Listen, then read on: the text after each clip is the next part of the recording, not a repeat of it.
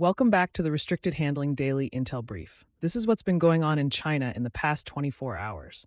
The most consequential development is a possible trip. Xi Jinping is expected to visit New Delhi for a BRICS summit on September 12th and 13th with a delegation of roughly 400 people. If finalized, it would be his first visit to India in 7 years. The scale suggests that Beijing wants more than a photograph. China and India have reasons to restore trade, manage their disputed border, and coordinate inside BRICS while both deal with pressure from Washington. They also remain strategic rivals. The 2020 border fighting, India's closer security ties with the United States and Japan, China's partnership with Pakistan, and competition across the Indian Ocean have not gone away. A successful visit would create a process for managing rivalry. It would not end the rivalry.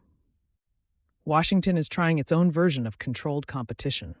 The administration is considering a 7.5% tariff linked to Chinese industrial overcapacity before a possible meeting between Presidents Trump and Xi in late September. That specific proposal has not been formally announced, so the final scope could change. The apparent design is still important. The rate is high enough to show action and low enough to avoid immediately destroying the one-year trade truce. It gives Washington a lever that can be raised, paused, or traded in a larger negotiation over manufacturing, market access, technology, and China's economic relationship with Iran. Beijing will see pressure under the cover of dialogue. American producers will care less about the signal than whether imports and pricing actually change. China's answer is to pair an open market story with a faster push for technological control. Xiaomi has launched a new X-ring processor designed for production on a 3-nanometer fabrication process in Taiwan. Reported output ambitions run into the hundreds of thousands. Designing the chip does not eliminate dependence on foreign fabrication, but it lets a major Chinese device maker control more intellectual property, performance decisions, and product timing. At the same moment, official messaging is emphasizing rising imports and a more balanced trade model. Those positions are not inconsistent. Beijing wants access to foreign markets, capital, and advanced production, while reducing the points where another government can interrupt Chinese plans. A Taiwanese criminal case shows how hard that balance is to police. Prosecutors charged 9 people over an alleged scheme involving 130 advanced artificial intelligence servers. Authorities say false Taiwan destinations were used before equipment was moved through Indonesia, Japan, and Hong Kong toward China. 74 servers allegedly reached China and 56 were stopped. The charges do not prove that the major companies connected to individual employees directed the conduct, and the defendants retain legal rights. The case does show where export control enforcement is moving. Freight records, end-use statements, distributors, employees, and transshipment hubs now matter as much as the factory. A control regime is only as strong as the weakest handoff in the commercial chain. In the South China Sea, commercial imagery has revealed new construction that may improve Beijing's regional awareness. Analysts assessing installations on Yagong Islet near Antelope Reef say one structure could be an early warning radar. That remains an assessment, not an official confirmation. The location gives it weight.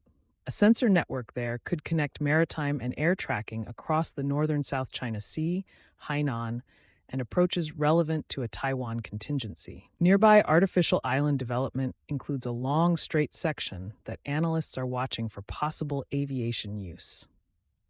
China builds strategic facts incrementally. A small structure gains value when it joins ports, sensors, runways, Coast Guard patrols, and communications in one persistent system. Regional governments are responding without choosing pure confrontation. The Philippines plans more spending on drones, connectivity, and artificial intelligence as its military shifts from internal security toward external defense. Japanese lawmakers are in Beijing trying to repair relations damaged by their prime minister's remarks about a possible response to a Taiwan crisis. These moves fit together. Governments around China want more capacity to resist pressure and more political channels to prevent an incident from becoming a conflict. That combination reduces Beijing's ability to force neighbors into a simple choice between economic access and security autonomy. Domestic regulation is another part of the strategic picture. China has proposed adding autonomous vehicles to its national road traffic law, with rules for responsibility and safety. This sounds technical, but the sector combines mapping, artificial intelligence, semiconductors, communications, and vast amounts of data.